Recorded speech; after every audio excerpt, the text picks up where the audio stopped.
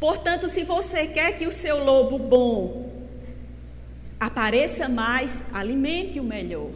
Deixe aquele lobo, né, raivecido, impaciente, entre aspas, o lobo mau, fraquinho. Não o alimente bem. Compreenderam?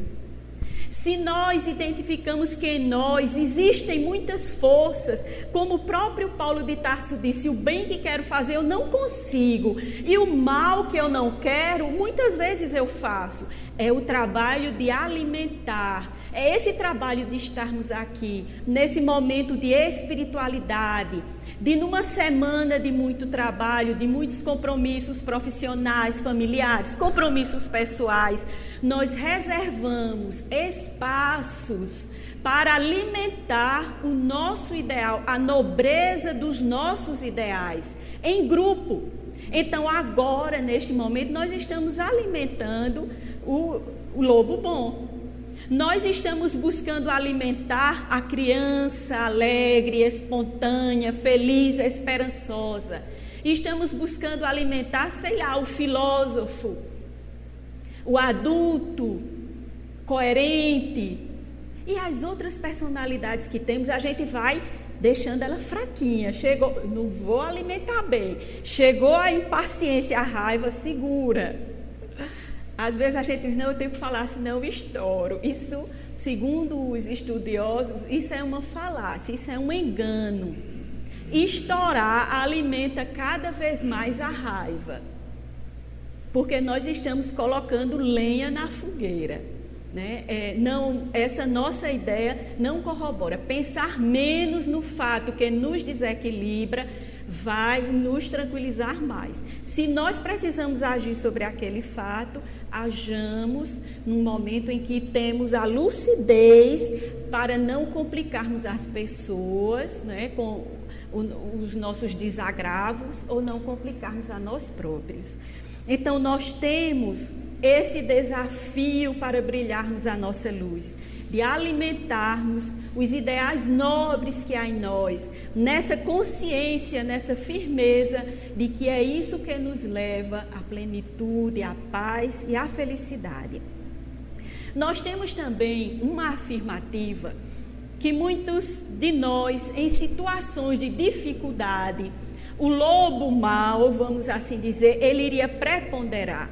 Nós temos, inclusive, eu não sou da área, eu peço desculpas, assim, por entrar numa área que não é minha, mas no Brilhe Vossa Luz, não dá para eu ficar só no Livro dos Espíritos, mas baseado em estudiosos, eles afirmam que o pai da psicanálise, Freud, ele afirmou que em situações de dificuldade, seria o nosso lado animal, o lado mais grosseiro que iria preponderar.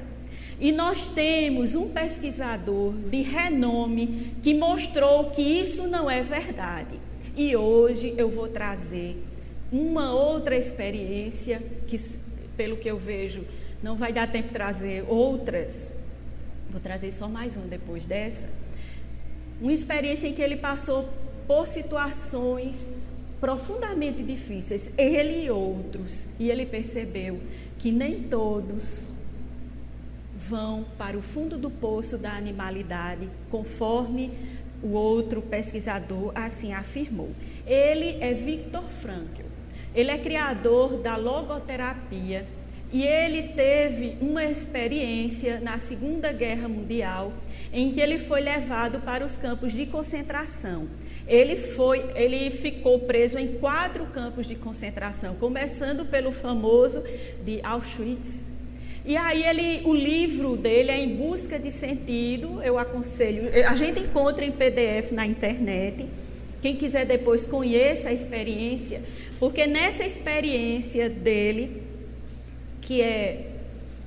ele sabe trabalhar o tema sem imagens muito fortes, apesar de ser algo muito forte, ele vai identificar, e eu vou ler uma frase que ele disse: a pessoa humana tem dentro de si ambas as potencialidades. Qual que ela vai concretizar depende de decisões dela própria e não de condições. O outro pai da psicanálise, ele dizia que, dependendo das condições, a gente ia para a animalidade. Ele dizia, não, ainda depende de condições. E ele vai narrar a sua história, eu serei muito breve, em que ele assumiu de não mentir.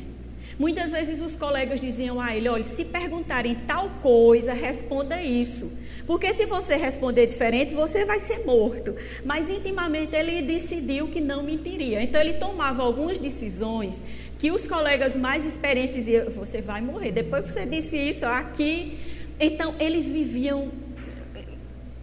É uma experiência que ele diz que a pessoa, ao chegar, viver uma experiência dessa, de um campo de concentração, muitas vezes você perde sua identidade, você é um número. Então você perde um número. E ele, quando foi preso, ele guardou uns manuscritos, que era um trabalho que estava inacabado.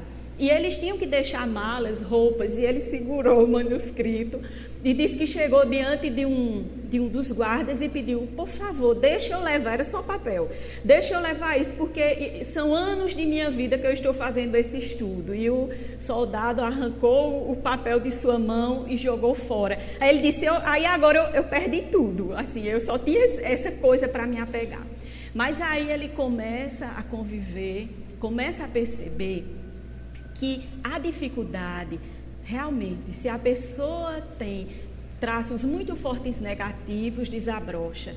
Porque ele próprio disse, muitos dos que sobreviveram aos campos de concentração eram os piores. E ele disse, sabe por quê? Porque fazia conchavos. Eu digo, ele disse isso e ele sobreviveu, né? Porque faziam conchavos e iam conseguindo sobreviver. Mas ele disse que encontrou exemplos, né? Ele usa uma palavra muito forte, de sadismo, entre os colegas dele presos. Ele disse que teve casos de brutalidade, que ele viu maior brutalidade nos irmãos dele presos do que até nos soldados. E ele encontrou exemplos valorosos entre os colegas dele e entre os soldados. Eles comiam apenas 150 gramas de pão e um prato de sopa por dia. Então, eles ficavam sonhando com essa hora da comida. E um dia, um soldado chegou para ele e lhe deu um pão. E ele disse que não sabe porque o soldado deu. Mas ele disse que o olhar daquele soldado, ao entregar-lhe o pedaço de pão, ficou marcado na vida dele.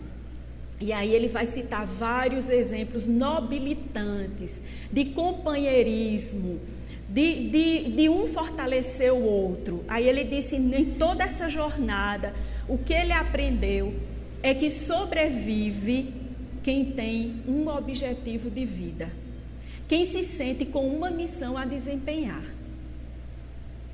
Porque você começa numa situação dessa a perder o gosto pela vida, a se deixar morrer. E não era difícil, porque ficavam muito magros e se deixar morrer era apenas ficar sem comer 2 dias a mais, não sobrevivia.